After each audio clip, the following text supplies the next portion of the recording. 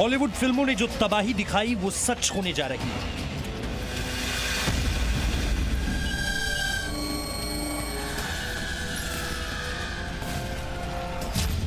Next generation के हथियार देखिए।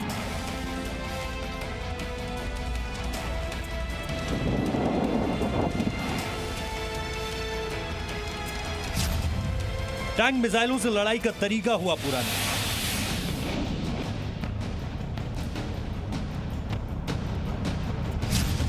न्यूक्लियर हथियार अब होंगे रिटायर। सुपरसोनिक फाइटर प्लेन भी हो जाएगा फेल।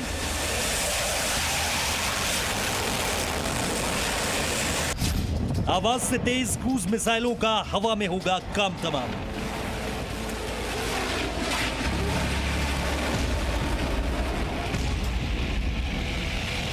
कि एक लेजर बीम आसपास के इलाकों को नुकसान ना पहुंचाते हुए टारगेट को सीधे ही भस्म कर सकती है। अब अगली लड़ाई डायरेक्ट एनर्जी वेपन से होगी। तो भविष्य के युद्ध जो हैं वो अंतरिक्ष में, स्पेस में, उपग्रहों से और डायरेक्ट एनर्जी वेपन्स जो कि लेजर वेपन्स है उनसे ही लड़े जाएंगे। सिर्फ अमेरिका नहीं, भारत के पास भी होगा भविष्य का हथियार।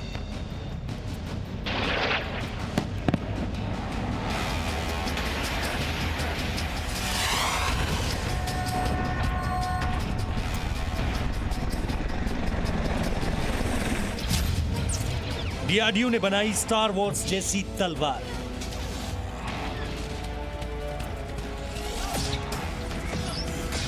इसका जो पहला परीक्षण कम एनर्जी वाले जो वेपन्स होते हैं वो 1 से 5 किलोवाट वाले जो भारत ने 2017 के आसपास डेवलप किए थे और अब हम शायद 10 किलोवाट तक के जो वेपन्स हैं हम इसमें बना चुके हैं। दुश्मन पर अब अदृश्य वार।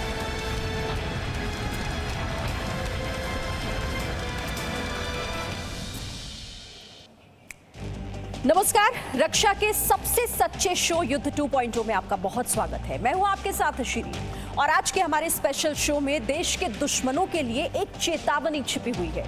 हम ऐसा इसीलिए कह रहे हैं क्योंकि अब भारत ने एक ऐसा हथियार तैयार कर लिया है जो जंग के मायने बदल देगा, जो मिसाइल टैंक का जमाना खत्म कर देगा।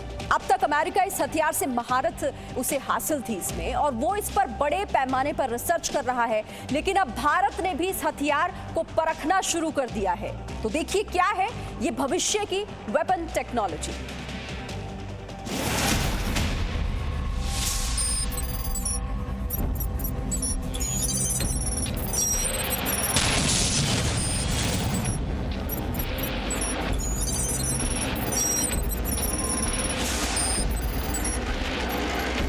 भारत ने बनाया शुद्ध देसी लेजर हथियार।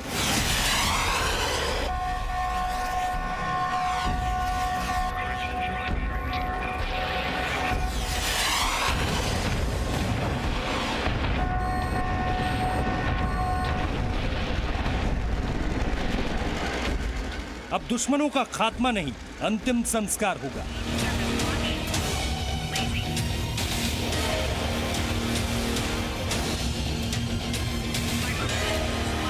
विनाश बांटने वाले ये वो हथियार हैं जिन्हें सुपर पावर अमेरिका ने बनाया है। खास बात यह है कि ये सभी हथियार गोला बारूद से नहीं बल्कि डायरेक्ट एनर्जी पर काम करेंगे।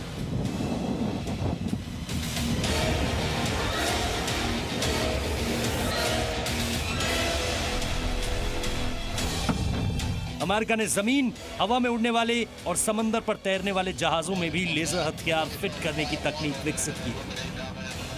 लेज़र एनर्जी का उपयोग किया जाता है और ये एक इतने शक्तिशाली वेपन्स लेज़र एनर्जी से डेवलप किए जा सकते हैं कि एक लेज़र बीम आसपास के इलाकों को नुकसान ना पहुंचाते हुए टारगेट को सीधे ही भस्म कर सकती है। ये तकनीकी युद्ध क्षेत्र में नई नहीं है, इस पे अमेरिका कई सालों से काम कर रहा है और वो इसमें काफ़ी आगे भी जा चुके हैं। लेकिन खास बात यह है कि 100% शुद्ध तरीके से अब यह हथियार देश में भी बन रहे हैं और इन हथियारों को बना रहा है defence research and development organisation यानी डीआरडीओ।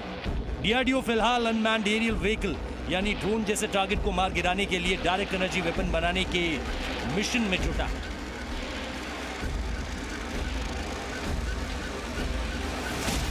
लेजर हथियार डायरेक्ट एनर्जी वेपन में हाई एनर्जी लेजर और हाई पावर माइक्रोवेव शामिल है। जो हमारा उद्देश्य है वो कम से कम 100 किलोवाट के लेज़र एनर्जी बीम के हथियार बनाने का है, जिसमें 3 से 5 साल लग सकते हैं। इसके मुकाबले में डीआरडीओ टारगेट के खिलाफ 100 किलोवाट पावर के डायरेक्ट एनर्जी वेपन को डेवलप कर रहा है। इन हथियारों को बनाने के लिए भारत सरकार ने एक राष्ट्रीय स्तर का प्रोग्राम बनाया है। इसमें अलग अलग तरह के डायरेक्ट एनर्जी वेपन हथियार होंगे। यह हथियार देश पर दुश्मन की तरफ से आने वाली किसी भी छोटी मिसाइल या फाइटर जेट या ड्रोन को आसमान में नष्ट कर देंगे। ऐसे में इस प्रोजेक्ट को काली बीम नाम दिया गया है। इस लेजर बीम हमले में आवाज नहीं होती है, ये चुपचाप अपने दुश्मनों को लक्ष्य बनाते हुए भेद देती है या फिर उसे जलाकर राख कर देती है।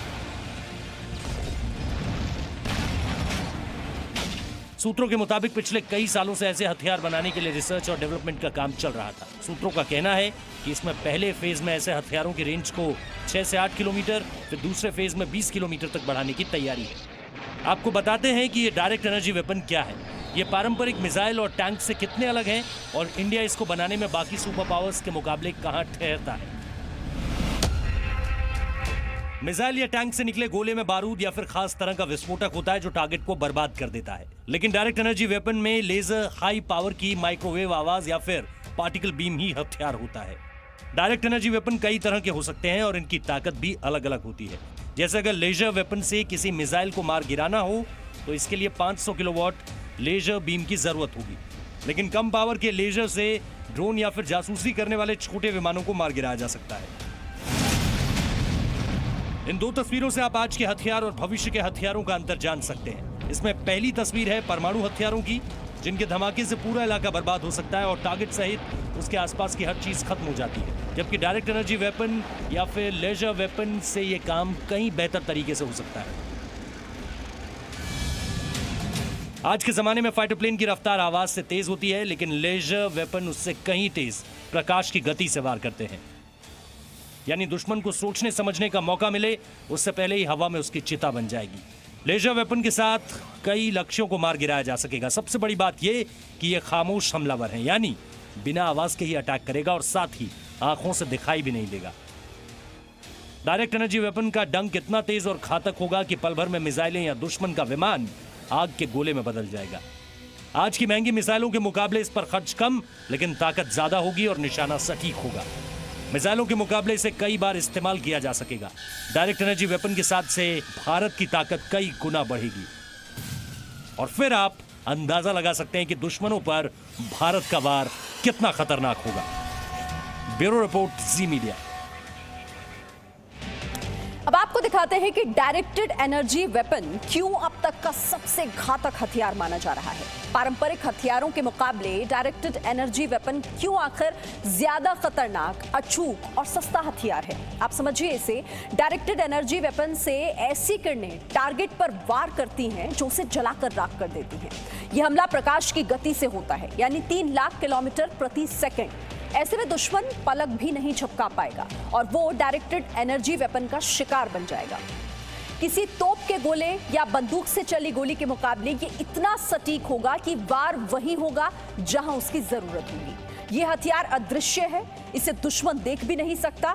एक मिसाइल के हमले को ट्रैक किया जा सकता है, मिसाइल को मार गिराया जा सकता है, लेकिन जब डायरेक्टेड एनर्जी वेपन से रेज निकलेंगी तो उसको भेदने का कोई तरीका अभी तक तो तैयार नहीं हुआ है। किसी मिसाइल के मुकाबले ये चंद सेकंड या फिर 1 मिनट से भी कम वक्त में इसे तैनात किया जा सकता है। और जैसा कि हमने आपको बताया कि इसका हमला प्रकाश की गति से होता है, यानी कि इससे बेहतर हथियार अभी तक कुछ और नहीं कहा जा सकता।